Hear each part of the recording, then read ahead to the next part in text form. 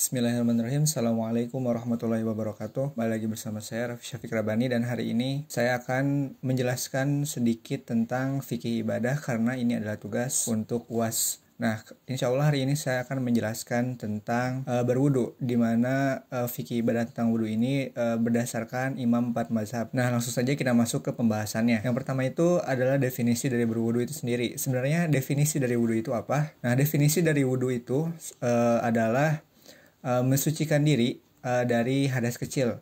Nah, sementara 4 imam lain juga mempunyai definisinya masing-masing meskipun intinya tetap sama. Yang pertama adalah pengertian wudu tentang Al-Hanafiyah, di mana mereka adalah orang-orang yang mengikuti jalan Imam Hanafi dalam mencari ilmu tentang Islam. Al-Hanafiyah mendefinisikan wudu yaitu dengan membasuh dan membersihkan, menyapu dengan air pada anggota badan tertentu. Nah, sementara Al-Malikiyah itu mendefinisikan wudu adalah toharoh dengan menggunakan air yang mencakup anggota badan tertentu, yaitu 4 anggota badan dengan tata cara tertentu. Kemudian ada Asy-Syafi'iyah yaitu mendefinisikan wudu adalah penggunaan air pada anggota badan tertentu dimulai dengan niat. Sementara Hanabilah mendefinisikan wudu adalah penggunaan air yang suci pada keempat anggota tubuh, yaitu wajah, kedua tangan, kepala, dan kedua kaki dengan tata cara tertentu sesuai dengan syariah yang dilakukan secara beruntutan dengan sisa furud. Bisa dilihat dari 4 definisi ini, semuanya mengacu kepada mensucikan, gitu, membersihkan area anggota badan tertentu.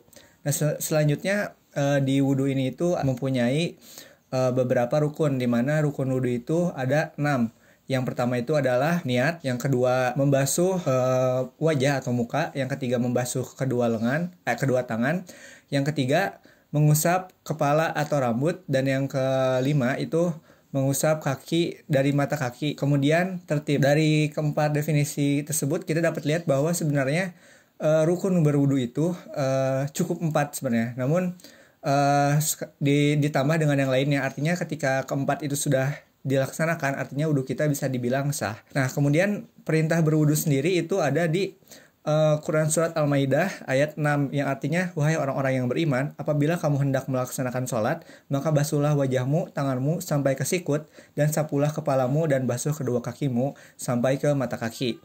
Kemudian ada juga dari hadis Nabi SAW yang yaitu Allah tidak akan menerima sholat seorang di antara kalian jika dia berhadas sampai dia berwudu. Ini hadis Bukhari nomor 6954 dan hadis riwayat Muslim nomor 225. Kemudian selanjutnya adalah tata cara berwudu. Nah, dari tata cara berwudu ini keempat imam memiliki beberapa sedikit perbedaan, di mana sebenarnya tetap sama namun pelaksanaannya sama, namun ada beberapa hal yang mereka wajibkan dan ada beberapa hal yang mereka menyunahkannya. Yang pertama itu adalah niat dalam berwudu. Nah, menurut Imam Hambali, mereka sepakat bahwa dalam berwudu itu niat dalam hati dibarengi dengan pelafalan niat. Jadi dalam hatinya berniat, kemudian dilafalkan juga niatnya. Kemudian dalam Imam Syafi'i juga niat itu adalah wajib. Artinya dalam hati dan pelafalan juga tetap harus ada yang diucapkan dan ada yang dalam hati.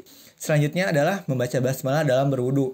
Nah, semua imam sepakat bahwa membaca basmalah dalam berwudu itu dianjurkan ataupun disunahkan, tetapi di Imam Hambali sendiri itu mewajibkan untuk membaca basmalah. Yang ketiga adalah membasuh telapak tangan ketika berwudu. Nah, para ulama mazhab ini sepakat bahwa membasuh telapak tangan ketika berwudu itu hukumnya sunnah. Nah, tetapi di sini Imam Hambali sendiri mewajibkan mereka yang berwudu untuk membasuh telapak tangannya ketika mereka baru saja terbangun dari tidurnya. Kemudian berkumur dan menghirup air ke hidung. Di sini pula menjelaskan bahwa Imam Hambali itu mewajibkan untuk menghirup air ke dalam hidung dan berkumur. Itu diwajibkan. Nah, sementara imam lain itu menyunahkan untuk menghirup air ke dalam hidung. Selanjutnya adalah membasuh wajah. Nah, 4 imam mazhab ini sepakat bahwa membasuh wajah dalam berwudu itu wajib. Nah, namun ada batasan-batasan yang berbeda di antara 4 imam mazhab ini. Nah, jadi menurut 3 imam mazhab ini, seperti Hanafi, Syafi'i, dan Imam Hambali, mengatakan bahwa batasan wajah adalah dari tempat tumbuhnya rambut hingga dagu. Tempat tumbuhnya rambut ini di sini hingga ke dagu. Nah, dan dari telinga satu sampai dengan telinga lainnya dari sini, dari telinga kiri sampai telinga kanan. Inilah adalah batasan untuk membasuh wajah seperti itu. Selanjutnya adalah membasuh kedua tangan.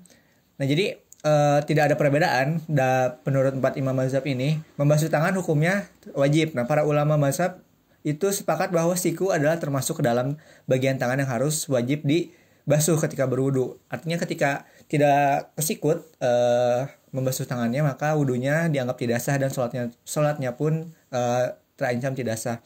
Nah, selanjutnya adalah mengusap kepala ketika berwudu. Nah, jadi semua empat imam ini sepakat bahwa mengusap kepala itu diwajibkan. Nah, tetapi ada beberapa perbedaan dari setiap imam. Nah, jadi Imam Syafi'i itu mewajibkan, tapi hanya di sini saja sudah boleh di atas kepala. Tetapi untuk Imam Hanafi, Hambali dan Maliki itu tuh harus seluruh kepala sampai ke belakang, tetapi hanya sekali sapuan saja sudah dianggap sah. Nah, kemudian ada pula mengusap telinga. Nah, jadi Imam Hanafi, Maliki dan Hambali ini kan sudah termasuk dalam bagian kepala tadi, seluruh kepala hingga telinga. Nah, tetapi kalau Imam Syafi'i itu terpisah dari bagian kepala, karena Imam Syafi'i hanya bagian atas saja dan telinga. Tetapi ketiga imam tadi itu sudah tercakup dalam membasuh kepala. Artinya ketika ingin mengusap lagi telinga ini disunahkan, tetapi Imam Syafi'i itu harus dilaksanakan. Nah, kemudian ada membasuh kaki. Jadi menurut para imam mazhab juga membasuh kaki ini adalah hal yang wajib karena masuk ke dalam rukun dan juga tadi ada dalilnya. Nah, kemudian menurut Imam Hambali ini, beliau mengatakan boleh mengusap kedua kaki, boleh juga memilih antara membasuh dan mengusap. Jadi antara membasuh dan mengusap ini adalah hal yang berbeda. Jadi kalau membasuh itu seluruhnya, kalau mengusap hanya mengambil air kemudian diusapkan ke bagian-bagian yang akan dipakai untuk berwudu. Yang terakhir adalah tertib dalam berwudu.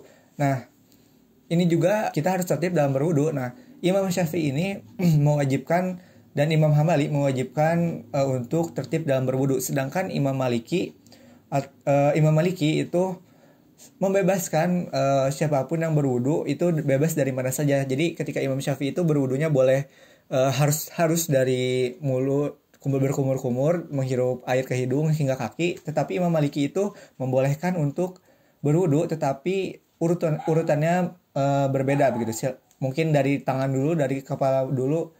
Makanya jangan heran ketika ada orang yang berwudu tetapi tidak terstruktur begitu, karena mungkin mereka adalah orang yang mengikuti mazhabnya Imam Maliki seperti itu. Mungkin cukup sekian sedikit penjelasan yang dapat saya sampaikan. Mohon maaf bila terdapat banyak sekali kekurangan. Kesalahan datangnya dari saya dan kesempurnaan datangnya dari Allah Subhanahu wa taala. Wassalamualaikum warahmatullahi wabarakatuh.